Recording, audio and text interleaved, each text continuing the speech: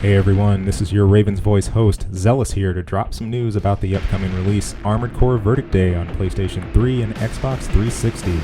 Brand new highlights for this title include new story and missions, over 100 new parts including weapon arms and shields, a total of 56 maps to battle on, revamped parts with a renewed tuning and upgrading system, a setting for players to take in-game screenshots of all the action, a revamped conquest system now called World Mode, a system that will allow players and teams to earn special medals for their efforts, as well as a function for operators to control AI units. Verdict Day launches September 24th for the US and September 27th in Europe. Keep your bookmarks locked on facebook.com/armoredcore for more information and updates.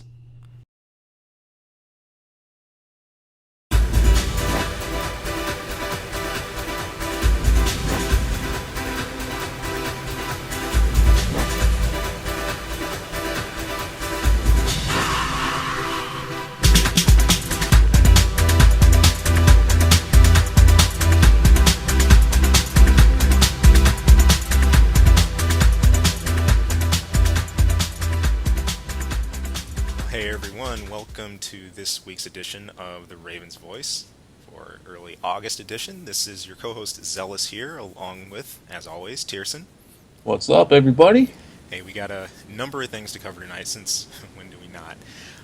We've got a number of posts, user emails to answer, some questions we've had sent in, some play experiments we've done, and also a ton of notes about the community. So I think we should just dive right into it here. There's a wealth to talk about. Tirsa, I want to pass this to you for a moment to talk about the specifics on the Verdict Day copy contest that's going on ACL. Yeah, we're going to plug that again, especially since it's not even up on the forums yet. It needs to be plugged again. Let's see. Well, first, just to let you guys know that if you ever have any questions or anything that you want to talk about on the show, you can send us an email at the RavensVoiceACL@gmail.com. Or I'm sorry, RavensVoiceACL. Also, our home forums are over at www.armoredcorelegacy.com. And over at ArmoredCoreLegacy.com, they are hosting a Armored Core Verdict Day giveaway. Let's see. You got to register for the forums, and really all you have to do to enter is post a certain amount of times. And once you've posted in that undisclosed amount of times, you are automatically added in to be put into the drawing for a free copy on September 1st. Now, these do have to be posts of relevance. You can't just post a sentence or some garbage somewhere.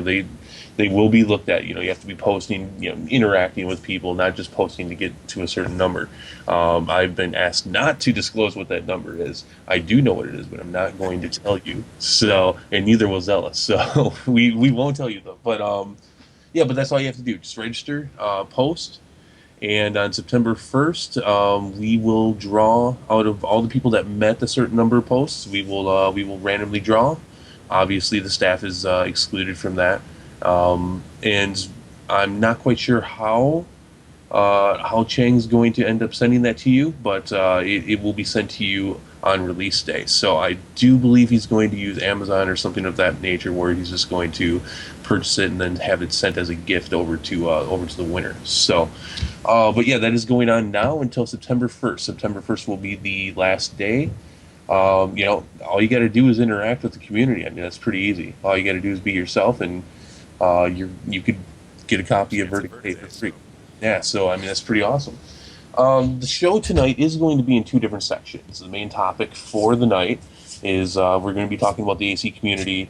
In particular, we're going to be talking about the community as it stands in its main form, which is online. And we're going to look at a bit of the history about that. Then we're going to be looking where things are now. We had something big happen last week, and we're going to be talking about that at length. And then we're going to talk about where things could be going in the future for that. We did ask if somebody could join the show tonight. That was very relevant to what's happened, and they could not make it, but they did ask us to send them some questions, and we did, and we got some answers back on that. We will be commenting on those, and we'll also be putting a transcript of those questions and answers up at our forums, armoredcorelegacy.com, in our section. We will also have a guest for the second part of the show when we will be talking about that. Cleric will be joining us, and for Zealous and I, who missed a few years in Armored Core in general, Cleric was definitely a prominent figure in the community during that time. So he'll be joining us and filling in some of the gaps on that. But we did get a couple emails and we had some posts, so we're going to answer some of those. Start with a post over at again ArmoredCoreLegacy.com for us from Niji.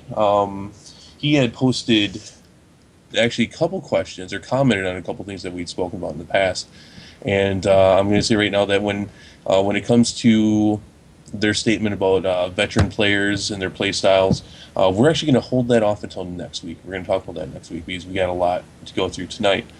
But the first part of that question, or I guess I shouldn't say question, but comment. Niji had made a comment about our episode from a couple weeks back. The big question as far as, or the big podcast that we had done concerning the last 6 years of Armored Core on the current gen systems. We had made a lot of comments about online play, especially when it came to AC4 and 4 Answer. And, I think we had in large part pointed the finger. Well, I think we kind of pointed at everybody for the lack of quality of online play. But in general, Niji was making comments about how this, I think in large part was saying that it wasn't even so much FROMSOFTWARE's fault, and that it was more on the weight of that should be put on the backs of the U.S. developers, which was Sega for AC4 and Ubisoft for 4 Answer. I think in large part I do blame FROMSOFTWARE for this, and Oblivion Doll had also commented on this as well, specifically talking about how Japanese games, and I'm just going to say the Japanese versions of games because and that does not specifically talk about what he's saying, but he's saying that games that are centered to be in Japan do not have to worry in large part about the net code for playing online. Obviously, it's in general that region is very small in comparison to the greater U.S. area, and that is probably the biggest reason why they can get away with that. And Niji kind of makes the comments that it's the responsibility of the U.S. development part to fix that. And I honestly, in my opinion, I find both of these scenarios to be a little bit, let's see the word I'm looking for, I guess a bit too forgiving. When you have a game, let's say, looking back at the PS2 system that didn't come out with online play out of the box, you ended up having to get an adapter for that. But I mean, when you have a console like the PS3 and the Xbox, and they're online out of the box and ready to go, I think that sets a standard. Yeah. I also think that the standard of being able to play games online had been set actually a bit before these current gen systems came out. And when you have a game like Armored Core, who in the past from AC1 up to let's even say up to the PS3 and all the games in between, then really set a standard of trying to give you the best versus options possible. Coming from back in the PS1 days with the what was that even called, Zealous? The connection that you could do from PS1 to PS1. It wasn't iLink. Yeah, I don't know. That was the PS2 with the iLink and all that. But Right. And a lot of games just didn't even bother to try to do that. A lot of game developers wouldn't go out of their way to try to make it so that you could actually have a really good, solid experience in Versus. Right. By doing that. They just give you split screen, which was an option with Armored Core 2, but they did. They went out of their way to make sure that you had a quality player versus player experience. And this even went on further going into the PS2 games where, and I think an even rarer ability, which is with the iLink, was that you can continue to do that, but not even just with 2 games, but with 4. And so, they're really setting a standard, and they're actually making the bar pretty high, which is great. That was one of my favorite things about what From was doing with these Armored Core games. Like, obviously, the end game for Armored Core was to play against other people and to do it in a quality manner. So as time went on, and the PS2 adapter came out, and online play was becoming more and more accepted on a console basis, for them to lag on this was extremely disappointing. And also, just to clarify a bit, it's pretty simple about the connection. No, that's just link cable. That's all it was back then. No other fancy name Was it to just a it. link cable? Just link cable. Yeah, I just referenced that real quick just to make sure we're on track. So, and then you get into the next gen system. You get into the PS3 and Xbox 360, and here's online right out of the box. This is something that should have been there, and it was, which was good. And for them to lag on this was just so disappointing, and in my opinion, honestly, unacceptable, especially with the standard that they had built up to that point. Yeah, and also, the main point that I kind of seized on in this was Niji noted that we have to remember that From never has really truly done a whole lot with the NA scene. That it was Age Tech that provided the support. I suppose there's a little bit of loss in translation or some syntax, what happens between the publishers and their direct relationship to the game. But again, something that I'd also like to echo here, the publishers are going to take and localize. It's all about localizing a title and optimizing that for said region or wherever it's at. The base product and what we have in terms of much of the coding and much of the gameplay, those things are pretty static once received. So it is odd. This jumps back again to some of the notes we made about Another Age.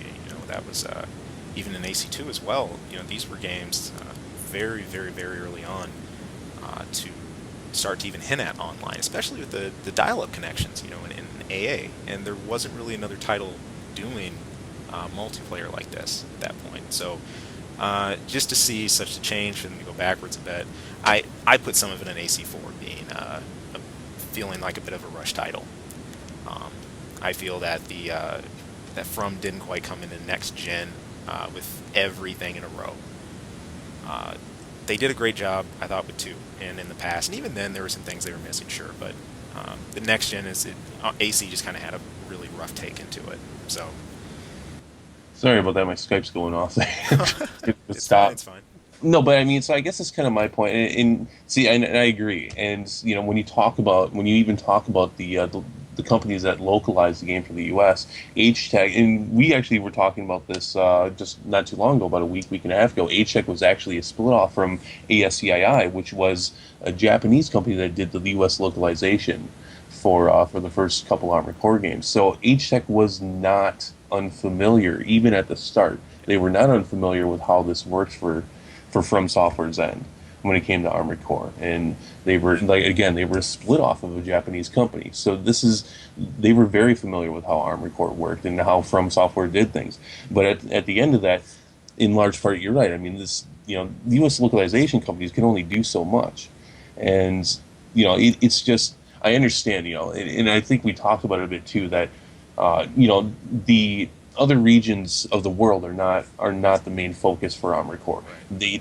Japanese region buys the most copies. And they in fact, there's other smaller games that they get, and they get them first, and that's fine. But that is not to say that the other regions aren't a huge part of where they make money. And we were just talking about these numbers not too long ago with From Chang. I think we were just looking at things between Japan and the U.S. And between those numbers, the U.S. made up at least easily a third of their sales. And that's not even talking about the European market and any other markets they may have. So it could be safe to say that the other regions could add up to, I would say, roughly about half of their sales. And that's nothing to just turn your nose to and say, we're still going to make our game our way and not worry about the other regions. Oh, as long as Japan can play online and get strong connections.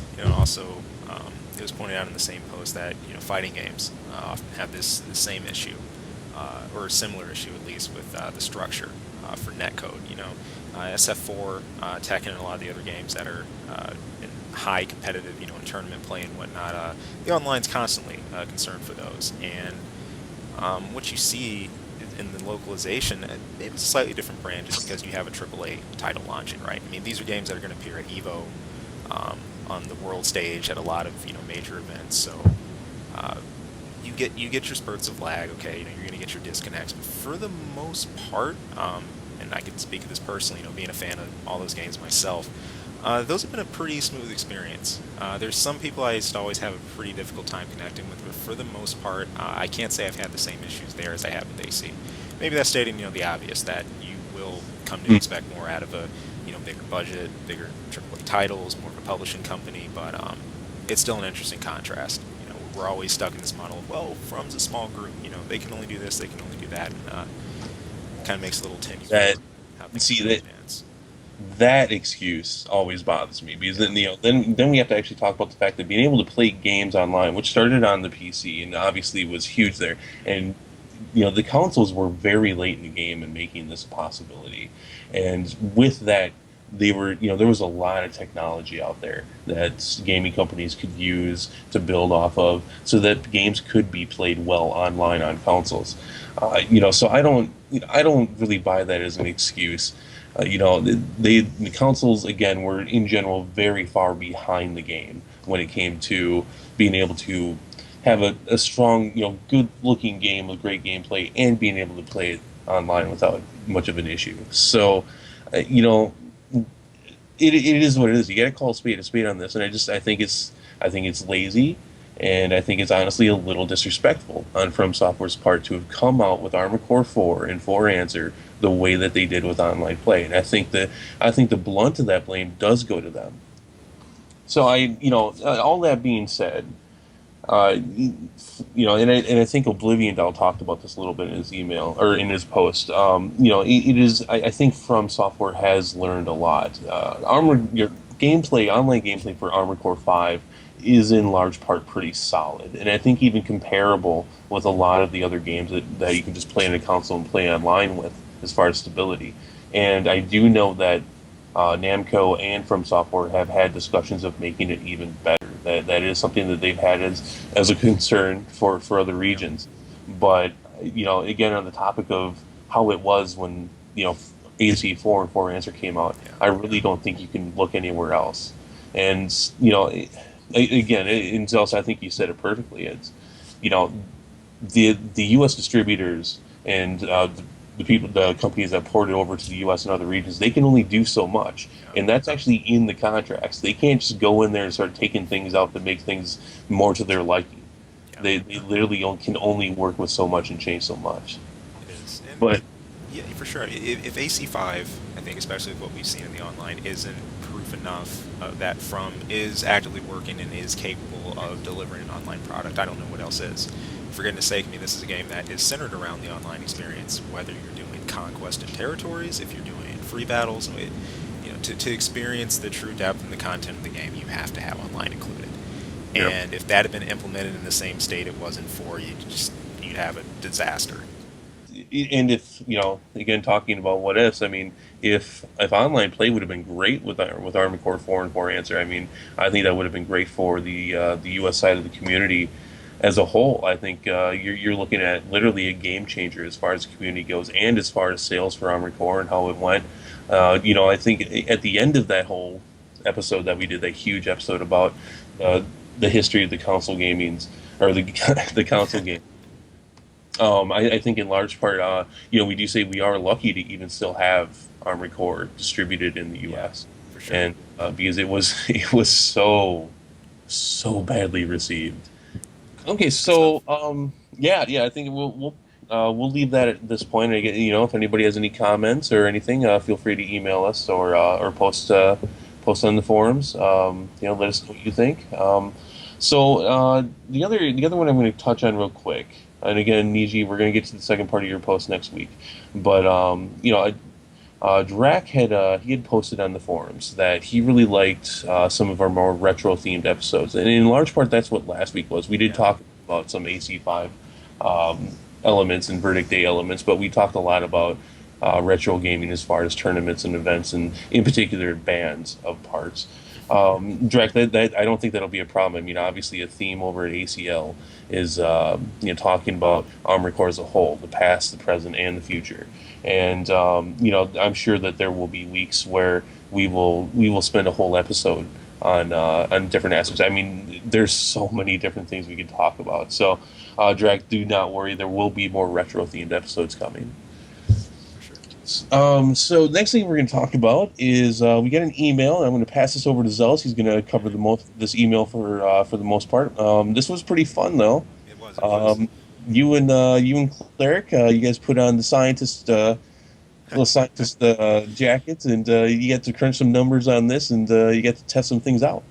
Lab coats, the goggles, and the Yep. whole shebang in between. We got a chance to sit down a little earlier this week in regards to a question that Berserk Dragon had about heat piles for that type of CE damage, and basically questioning if they're OP. I just like to quote just a little bit of that note he had for us. Yeah, he did have two parts of this email. One of them Right. they go hand in hand, but They do, they do. This part said the way defense works in AC5 is a very binary system that devolves the game into what's basically a contest where whoever has the bigger number wins. I'm not referring to the addition rather of a third defense type. I think having three defenses works well with the team-based nature of AC5, but I'm talking about the ineffective system. I feel that this system unfairly restricts huge swaths of weapons because they can't overcome common defense thresholds. Do you feel that the ineffective system is good or bad for the game? And also about OP pile drivers. So I think I just highlighted both those points, right, Dearson? right, yeah, I do Yeah. want to talk about specifically about these defenses right now, though, and not to mention the fact that Berserk Dragon, I love how you worded this. I mean, you almost give us no leeway on this at all. Your views are well felt in that first email. I unfortunately could not disagree with you more. I love how defense works in Armored Core 5. I think it's a strong system. I think it not, and again, not just talking about three different defenses to worry about, but just how the numbers work overall. Now, I can understand where somebody would be a little bit concerned having a gun like a Gatling gun, which does a small amount of damage, and obviously becomes a bit more ineffective by defense. But that's not the only factor in there too. You also have range, and you also have stun factors that play in that as well. So that's not the only thing going on. But I think overall, how the number systems work for the defenses, I really like it. So I'm going to have to agree to disagree with you on that. In terms of the defenses, when I first looked at the system for AC5 myself, the rock paper scissors idea was what irritated me a little more than things being ineffective. But as the more I played AC5, the more I got involved with teams and actually seeing how the dynamic played out. It works for the system that you have. It works. I think we tend to get hung up on being able to overcome said defense threshold with any power type of weapon we're using, such as if this is my favorite Gatling, I should be able to confront these type of KE types no problem. Or if I enjoy this weapon, I should be able to place it into each scenario, so on and so forth. In the same hand, though, I think AC5 really calls you to think carefully about each category you use, even if you have a certain type that you enjoy, like an MG or whatever else. Especially a very common type of defense like KE. If you really want to overcome a threshold, there's always a little nagging in the back of your mind to either bring in enough of a punch to go over most thresholds, or where you'll see the majority of the designs, or have enough of a loadout to compensate for that, whether you want to mix damage types, whether you want to increase extra KE or CE damage, whatever you have. I think that's it's a fun touch. It's innovative. It makes me personally always put a second or third thought before I roll a design out of the garage, and I like that. So the ineffectiveness of rounds, like if you get things to plink off or your BRs don't work, I don't have as much of an issue with that. I'll tell you what did scare me though, more than ineffective. Your solid shielded designs back in the AC3 days. You want to talk about a scary defense where you could launch GNLs and you would deal next to nothing, and almost the only damage you could depend on was an output down or a gen bust, and for goodness sake, that was scary defense. But we don't see anything like that in 5. Your target No, is still killable. So yeah. In fact, I mean, it is completely possible to have a mismatch when it comes to defense weapons. I was playing with a friend a few weeks back, and I had brought in a tank, and he'd brought in a lightweight with dual energy machine guns, and he could not have killed my AC. He could, in fact, he noticed it right away, and he just laid down. I mean, it would have been possible to charge No, no. I could say yes, but no, not really. Because eventually I would have turned and I would have got him at some point. You got to remember the fast turning of a tank. Yeah, yeah. Sooner or later, that no, it was a miss, and that can happen. But that could happen before too, and that's not new. Does it seem like it's easier to have that happen in AC5? Yes, Yeah. but it's still the chances of those mismatches are few and far between. But again, I think overall, I think the system's pretty good, and I hope. I know they're changing it a bit because I think we can change like some of the core parts, some of their defenses, and how those work. I think that's part of the new tuning with Verdict Day. But I think in large part they're going to stick with the system, the mathematical equations of it. And again, I'm sorry, I know I'm disagreeing with you completely, but I'm glad that they will. Yeah. Yeah. What this defense system I think does do, what it detracts from a bit, are some of those designs that you might have a specific weapon. Let's say you love running around with dual moonlights or carousels. I think back to Oliver from the MOC series, who had his biped with the carousel. He'd always run his carousel in at least all the tournament videos I saw, and it was his go-to. That was his essential kill power in his design, and I imagine a design like that in the context of today. Sure, you can run in with decent TE, but you run up against the wrong tank or the wrong fortress design, you're pretty bunked there. I kind of on topic. I do think that Armored Core 5 allows you to make a well-rounded AC. Yeah, And it does. if you are focused on a certain kind of damage and you come across something that has a high defense in that, you could probably have something else on you that could at least give you a fighting chance. I think that's the key. AC5 is calling us to deal with those focused types of damage in a different way than we've traditionally dealt with them in the series. Okay, most of the time we had a pretty straightforward approach. Oh, it's this rifle for this category, or it's this missile pack. Well, no, you have to look a little deeper if you really do want to approach from a pure standpoint from damage. How are you going to do so, and how are you going to break those barriers that might be in your way? So. Well, and I will segue you right into the next part of this email because, ironically, that is what I have on my main AC. I actually have a pile driver on there to compensate for times when maybe I need that kind of power against a certain types of ACs, and that goes into his second part of the email. Yeah, this highlights the lab coats and goggles portion that we prefaced earlier. 4 of us got together, and it was myself, Chang, Cleric, and Tears. But Cleric and I did the testing, and Chang helped make some of the notes. I just commented, and I was an asshole throughout it. But, yeah, you were there for heckling. Yeah. Nonetheless, what we looked at was a specific line of thought about pile drivers being OP, right, or potentially OP. Are they really too much? And is the damage too much? Do they really break the system? And this really called into question an examination similar to what we used to do. We used to think about what parts were really too powerful, right, and what really needed to be banned. So we sat down and we got out some of the strongest piles, the Milfang, et cetera, et cetera. Well, hold on though, because Berserk Dragon went to the point of comparing pile drivers to over weapons. So I think that needs to be acknowledged. He thinks that they are on line with them as far as damage in that degree. So I just want to make sure people know to the point of which that this is being. Yeah, you have. It's best to state the full context of this, especially when you're going to make this kind of assertion that piles essentially are on par with over weapons for the one hit kill potential. So we just jumped into it. Said, is that true? We know that even if you're cranking 4,000 of a certain defense with an over weapon, after getting hit by an over weapon, you're still going to be in pain or in a smoldering heap. So. Yeah, pretty much. Using that context, we took note of a few design types. We took a CE cranked up to 41-42 defense first, just to test the most extreme case. Max E defense. And we equipped our highest damaging piles we can find, tuned out our Milfang and what have you. So we're looking at our 35K plus and our 50K plus category specifically. Mm-hmm. And interestingly enough, on a design with over 4K, even on high speed and you're double boosting and during glide boost and whatnot, any scenario we could run across, even for double piling someone, they really weren't that much of a threat. No. No, especially with the kind of max CE build, and I think that monstrosity that Cleric was using Yep, for you to beat up on was actually had a lot of AP as well. it did. I remember that first part specifically because I was really intrigued to see what was going to happen when you did take the pile driver that did 50k damage and you put it up against something that was specifically made to withstand it. Yep. Um, I think what the average was 7k damage, Hmm.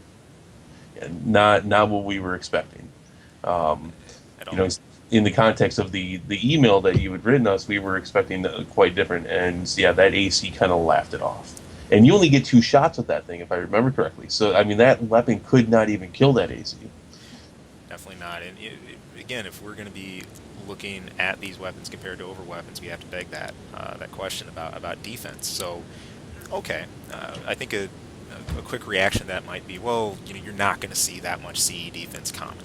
That's just not an even scenario. So we said, okay, so what we wanted to do here was just progressively scale the defense down to see what were the major breakpoints this would happen, or where would the one-shotting really start to occur, right? So we back down next to a 3151 CE defense design with close to 50k AP, 49,322 to be precise, and we ran our test again with all the pile types that we could, at all the speeds, at the ranges. And by the way, I will give you this though: the hitbox is still incredible. This was a great reminder of it. We know, and we've seen some crazy hits, including Cleric himself has some stories about getting nailed through buildings, but Through building, through buildings, and but a building that did not, a non-destructible building. exactly. So That's the worst part. But this was a real reminder that that has to be said for these. You mm, don't even have to be fully looking at your target to still land a very solid hit. So something can be said for that. But in any case, we went into our 3K test, and while we had slightly higher average results, still it wasn't anything to perform a one shot off the bat, even with dual 50s. So, if anything, what we did find was when you start getting into the 2000 category, especially CE defenses below 2000 CE, that's where we're starting to look at one shots occurring. And I think for the most part, many designs that you run into, um, most bipeds, for example, you probably don't count on them to have 3000 CE or 3500 through the roof or what have you. no, You're going to see yeah, a lower amount. it's typically a lot lower.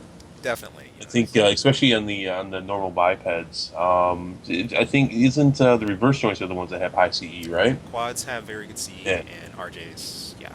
yeah. So I mean, a little bit different there, but But yeah, when we dropped it down, or when they dropped it down, and I supervised them dropping it down. 'Cause I didn't do anything, but no, when they dropped it down, that's when we started seeing ridiculous one right, shots. right. And so I think that's where this should be properly framed. I think the majority of designs that you run across and the things you encounter are probably hovering in that category, okay, of the 2K or less. And given, okay, a lot have higher, your 2500 and above, but many designs you encounter are going to be around that level or even 1500 or so. So I would even say lower, just because I mean, you're like you said, the quads. I'm giving them a lot of room. Yeah, Yeah, I yeah. mean the biped to this day, it has always been one of the most favorite leg types, and I think it's in Armored Core 5 is still there. So I think your average is going to be a lot lower. I think your average is somewhere at I'd give it, I think 1500 maybe give it a little bit more than it That's would. pretty high.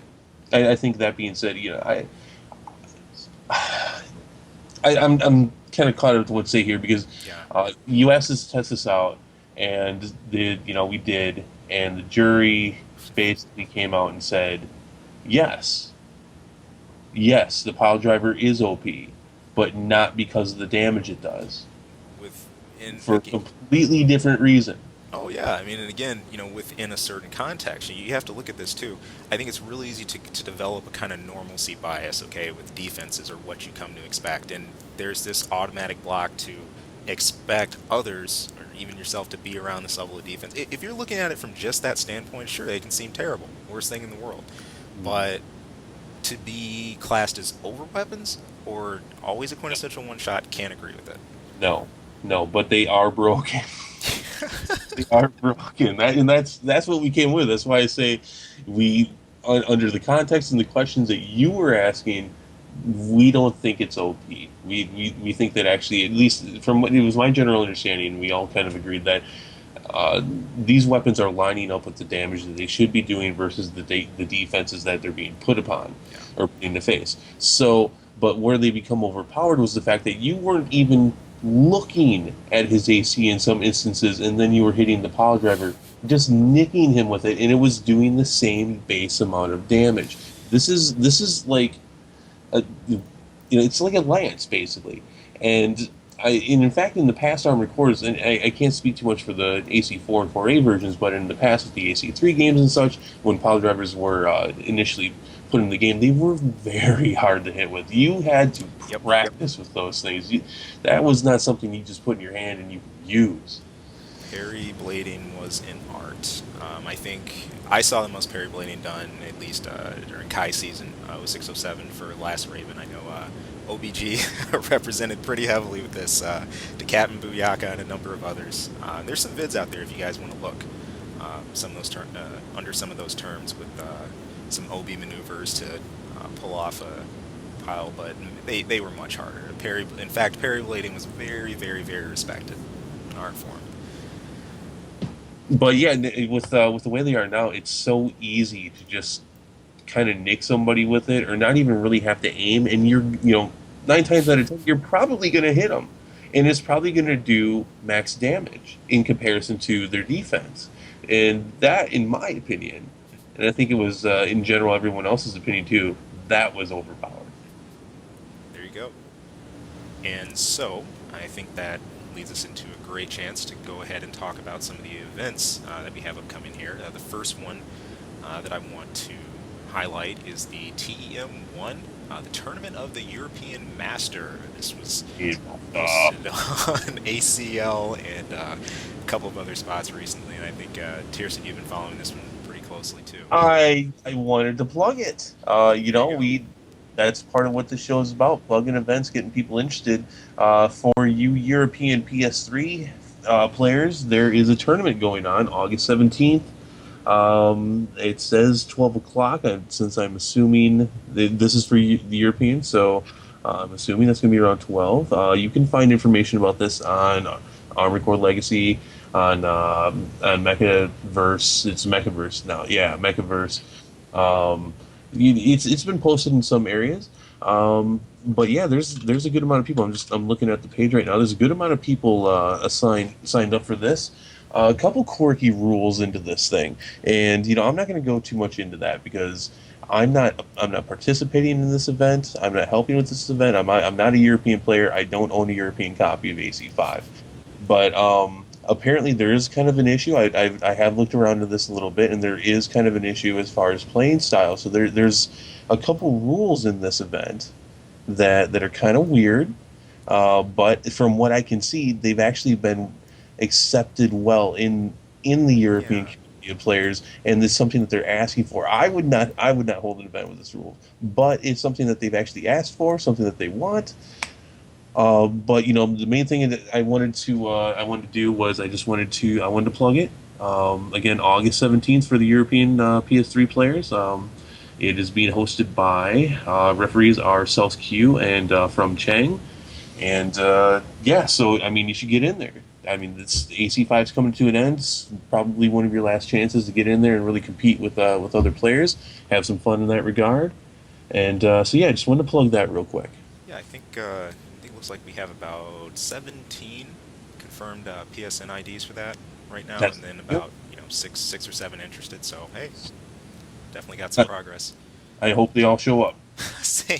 As we know, you're gonna have your no-shows here and there, but hey, cross your fingers. Cross your fingers. So much easier to participate in these things now. Back, in comparison to when we held events, where, you a lot of travel and such, and they were LAN events. But all you got to do is come on and play and participate. Yeah. So, all right, and I think that brings us to the second event. It's been announced very recently. We were asked to plug this event. Yeah, it's for an Armored Core convention and ACVD pre-release party. This was posted by EJ Raven of Mechaverse. Mm-hmm. And it's going to be in Washington, correct? Washington, D.C. You can find posts for it over at Armored Core Universe, over at ACO, and he's got it plugged over on the Armored Core Online Facebook page as Yep. well. It's got its own Facebook individual page for it too. So What else can we say on this? We're going to have some comments on it, but stick to the facts on this. yeah, There's going to be land plate Armored Core. You can win action figures, copies of Armored Core Verdict Day, and there's really not much more being said on it. yeah. We've got the day, got the date and the time. It's going to be Saturday, September 7th. It's right next month. It's this year.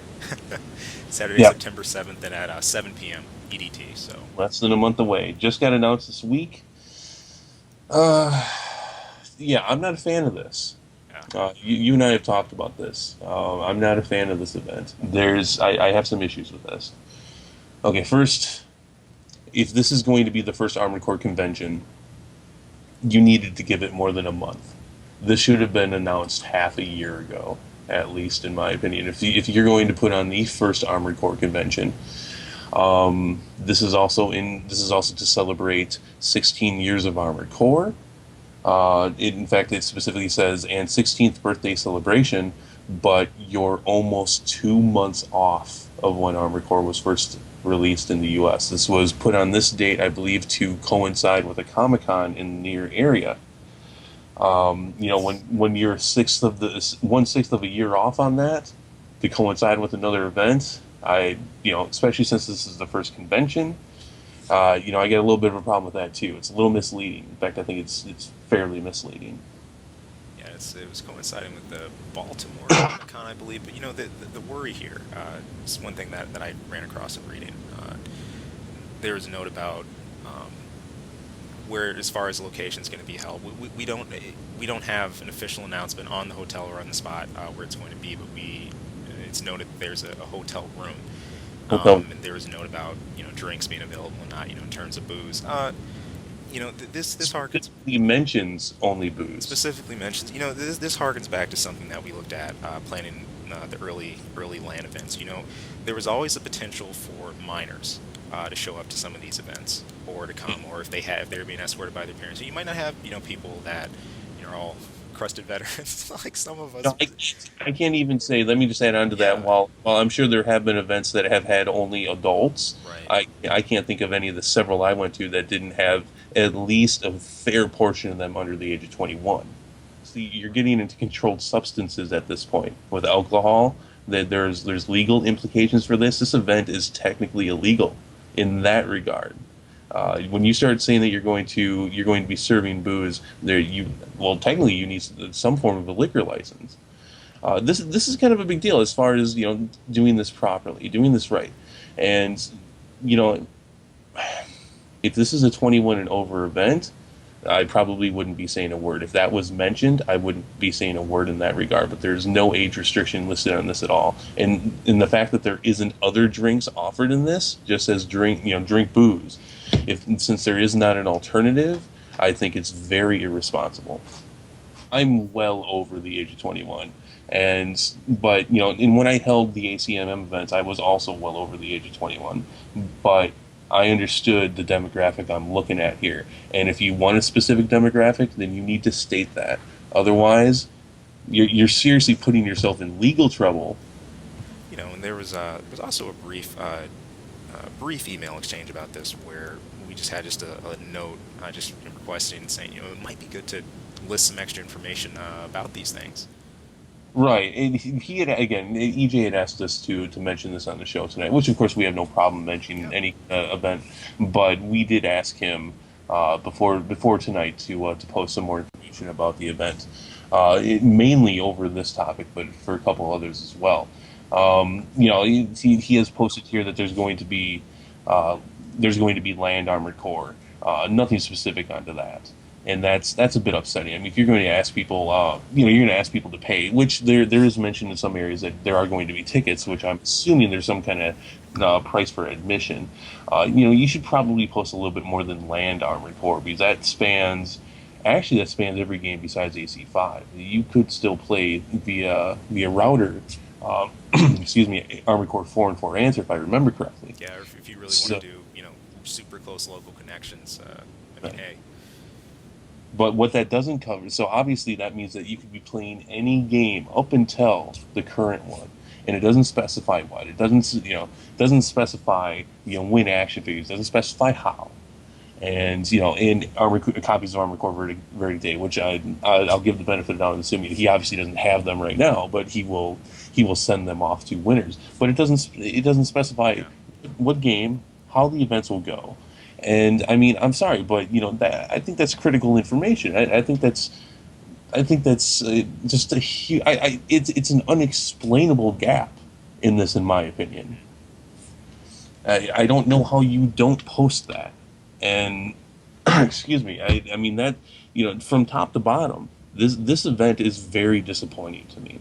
And if you're going to attempt to put on a LAN event in today's gaming, when you can play online, I mean, you've got to load that up. You need to have as many specifics as possible. I understand the point of using trigger words like action figure, win action figures, ACVD games, booze, land Armored Core games. I can understand using trigger words like that, but you have to back them up with specifics. There's, I don't know. It's a worry to say the least. So we're hoping we get something extra announced, but in terms of the convention note too, and I don't know how many we'll get to show. There's a pretty large list for the invited. I'm not too sure on the maybes and the joining at the moment, but the other question here comes into space. When I first read over it, I assumed, it's probably going to be a large conference room somewhere or whatnot. But I'm not sure about a hotel room.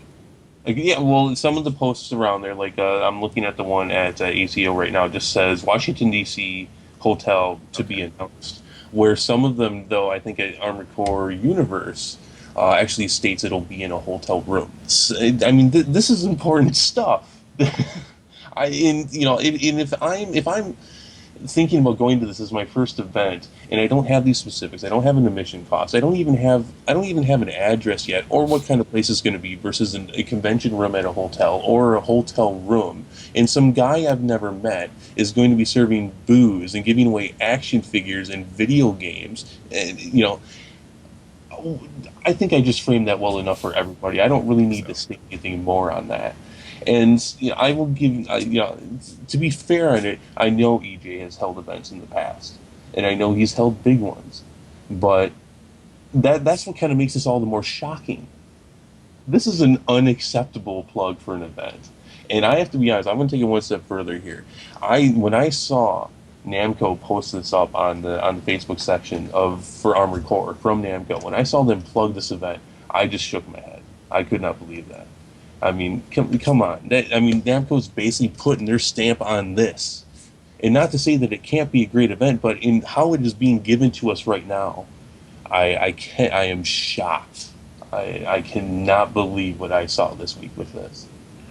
Hopefully more to be announced. So in any case, we are going to have a brief break, and when we come back, we're going to be addressing the second portion of this show. We're going to have Cleric with us, and we're going to delve in, get in deep with some notes about the AC community and some other events that have happened this week. Yep. Stay tuned. We'll catch you in a moment.